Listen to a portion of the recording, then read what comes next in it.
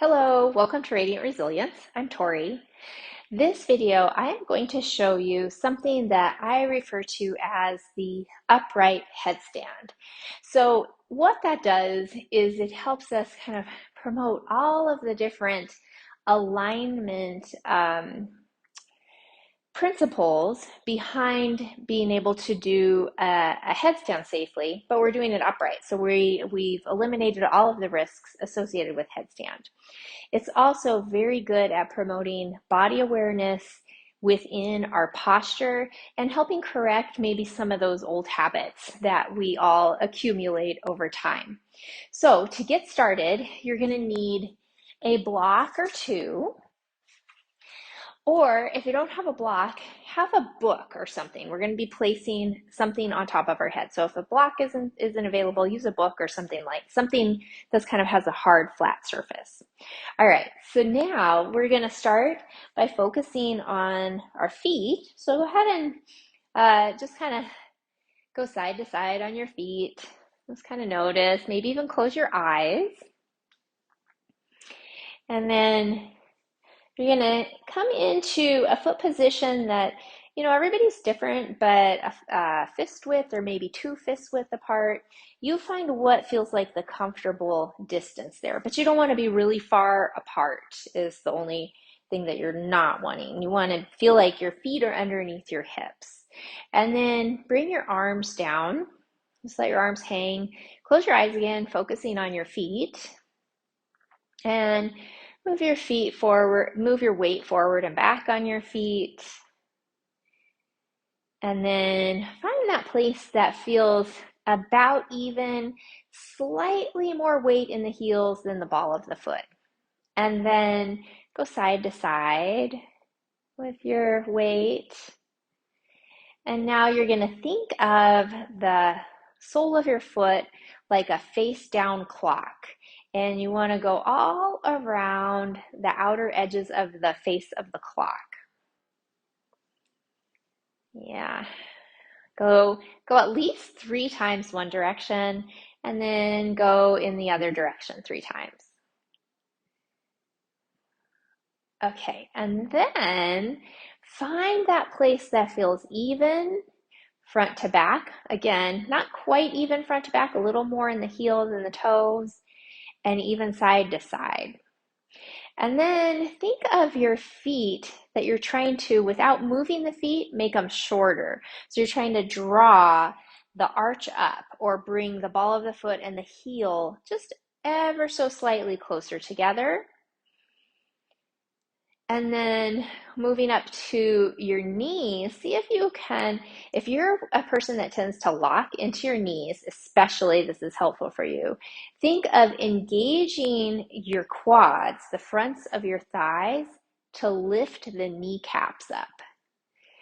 And then keep the knees just a little bit bent for this next part, but we're gonna work on our hips. So you're gonna move your hips almost like a little mini cat-cow with your pelvis. You're going to do a little tilt forward and back, and then maybe a little side to side. And then let's do, just like we did with our feet, 3 circles one direction and 3 circles the other direction.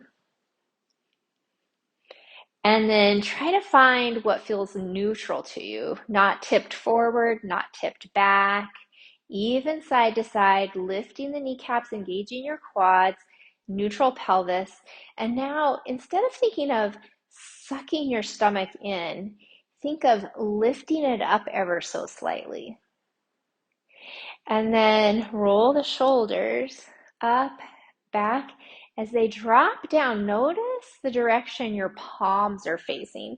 So ideally, you want them to be slightly angled forward, or at the very least turned straight into your sides. If they're turning back, that's an indication that your shoulders are rolling forward. So roll the shoulders up, back, and down. Feel your palms shift, front of the chest. Instead of thinking of pushing it forward, think of just making it as broad as possible. And then we're going to lengthen out the top of the head, the back of the neck up. And from here, so remember all of this, okay? Remember, so you want to just make note how this is feeling. And then we're going to find that again in just a moment. But first, I want you to take your 4 finger widths together, just like this, and bring your pinky right here at that little dip at the top of the bridge of your nose. So the fingers are together right up against the forehead, pinky at that little dip. And then you're going to do the other hand, 4 finger widths right on top of the first 4, and then a third time. And note where your index finger of that third hand width, so 1, 2, 3, where your index finger ends, that is the point that I want you to focus on. So now we're going to take our block or book or whatever it is that you found and bring it right to that spot. Okay, now from here, we're going to bring our attention back to your feet. If they started to shift, come back to that place that felt really good and stable. And even think of yourself energetically rooting down to the center of the earth through your feet. Lifting the kneecaps, engaging your quads, finding a neutral pelvis or hips.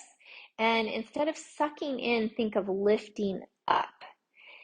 And now drop your shoulders, and with your hands on whatever you're using, block or book or whatever it is, find that place. Make sure you have it in that spot that you found with your fingers. And now you're going to pull down. So you're creating weight on the top of your head, and your head is pushing up. So you don't want to feel like you're lifting your chin. You want to keep the back of the neck long, and you're pushing straight up into that spot that you identified with your fingers. So a lot of times when I'm working on people standing tall, they're very familiar with the cue. Think of someone has a string at the crown of your head that's pulling up. I find this to be an even more powerful way to feel that. If you look at different cultures where they actually carry things that are heavy on their heads, their posture is very different than cultures that don't, because they are pushing up against a load, against gravity, and there's tons more muscle engagement to lift up and push into that load. So that's kind of what we're trying to create here. So this is our upright headstand. So you're going to push into that load as you pull down with your hands. Really feel yourself as if you're trying to be as tall as you possibly can be. Okay, and now maintain all of that while you release the block. And you can even bend down, set it down so that you can focus on your shoulders again. Lift everything up. Find that lift. You can even bring your fingers back to that spot if it helps you identify it. Lift, and then bring your arms down. So your energy is rooting to the center of the earth and shooting up to out to the universe. And then find your breath and just breathe. So go ahead and open your eyes if your eyes are closed. And now what I'd like you to do is to maintain that feeling of lifting up as you just slowly walk around. So the other thing that happens is I'll find that people get really stiff. You want to keep that lifting position or that lifting feeling, but let your limbs be free. It's a very different feeling. Oftentimes I take walks every morning and I see people walking and it's like they're really not using their muscles. They're just relying on their skeleton to get them through the day. And it's a very heavy kind of energy. So if you're engaging and lifting, very different feeling when you're walking around. And that's it. Pretty simple. Upright headstand. Give it a try. Tell me how you like it. Reach out if you have any questions. Remember to subscribe if you aren't subscribing yet so that you can be notified of new videos, and let me know how you like this one or give me some suggestions for future videos. Thanks. I always appreciate your time and attention, and I look forward to seeing you next time. Bye.